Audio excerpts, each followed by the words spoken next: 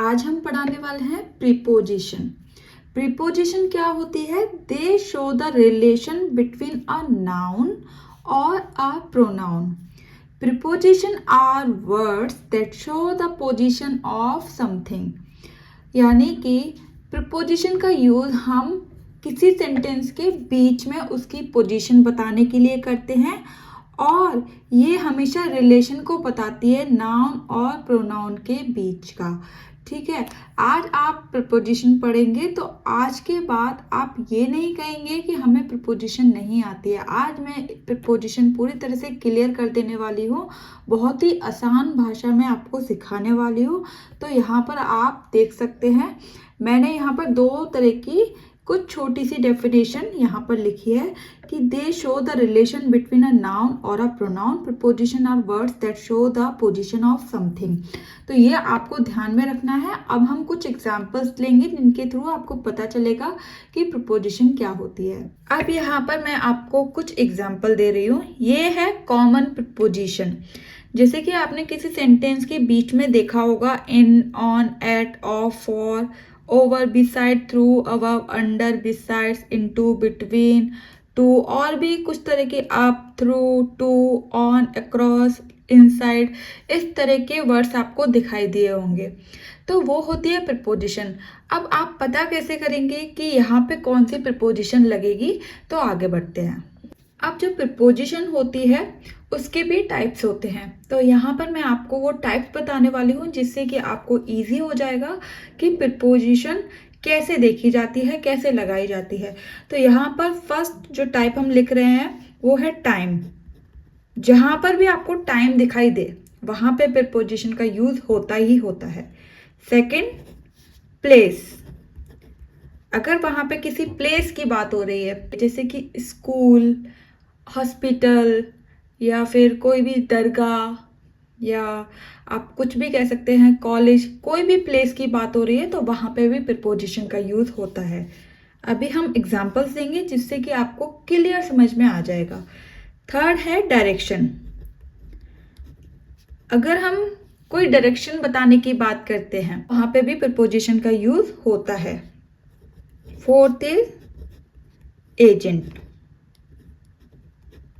तो ये चारों चीज़ें आपको पता होनी चाहिए कि हम प्रीपोजिशन कहाँ कहाँ पे यूज़ करते हैं।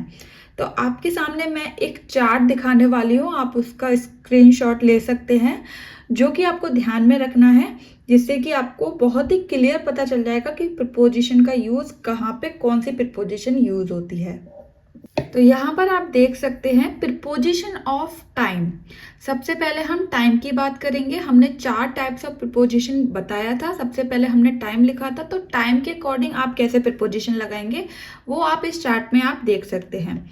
जैसे कि इन का यूज हम कहाँ पर करते हैं? जहाँ पर मंथ, जनवरी, फरवरी, सीजन्स आते हैं, स्प्रिंग्स आता है, कोल्ड सीजन आता है, समर आता है, विंटर आता है।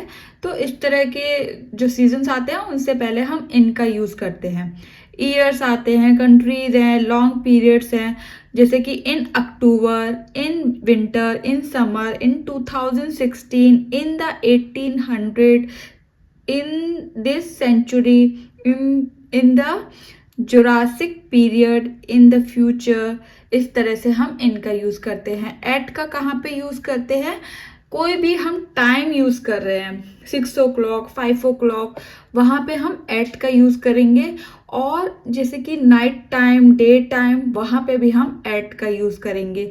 Eight 6 o'clock, at 10:45 AM, at noon, at lunch time, at bed time, at dawn, at night, at the moment. Days and dates का यूज हम कब करते हैं? On Monday, on Sunday, on 23rd of October, on the 3rd of January 2009, on Easter, on Mother's Day, on your birthday, on New Year's Eve। तो इस तरह से हम टाइम का यूज करते हैं। और टाइम में इन, एट, ऑन, ये तीनों अगर आपको टाइम यहाँ पर दिखाई दे, प्लेस यहाँ पे कोई भी सीजन दिखाई दे, कोई भी मंथ दिखाई दे, कोई भी डे या डेट्स दिखाई दे, तो आप वहाँ पे ये तीनों आप याद कर लीजिए, यही प्रीपोजिशन यूज होती है। जैसे कि मैं यहाँ पर 2 एग्जाम्पल दे रही हूँ। It rains a lot in rainy season. यहाँ पे सीजन आ गया तो सीजन, कौन सा सीजन है? रेनी। तो रेनी से पहले हमने क्या लगाया है? In. They will come back in May. तो यहाँ पर हमने मे का यूज किया है। मे क्या है? मंथ। मंथ से पहले भी इन का ही यूज होगा। नेक्स्ट हम देखते हैं एट का example. It gets cold at night. Night का यूज कर रहे हैं, डे टाइम, नाइट टाइम के लिए हम एट का यूज करेंगे। यहाँ पर है we have breakfast at 6 o'clock in the morning. यहाँ पर आप देख सकते हैं एट का यूज किया है। जब हमने 6 o'clock कोई टाइम बताया है, उससे पहले हमने एट का यूज किया है। ऑन का यूज हम कैसे करते हैं? यहाँ पर एक आपको कंफ्यूजन होगा कि यहाँ पर नवंबर आ रहा है, कोई मंथ आ रहा है, तो यहाँ पर हमको इन का यूज करना चाहिए। इन 14th नवंबर नहीं।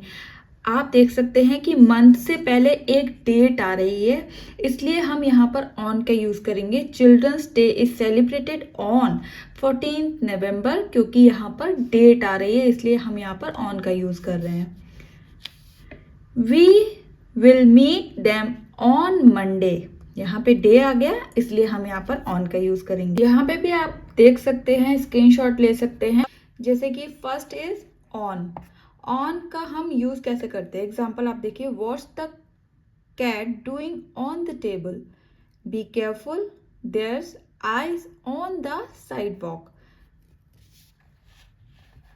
सेकेंड, इन का हम कैसे करेंगे? We have a meeting in Dubai. Do you work in an office? Third is at. The store is at the end of the lane. My car stopped at the park.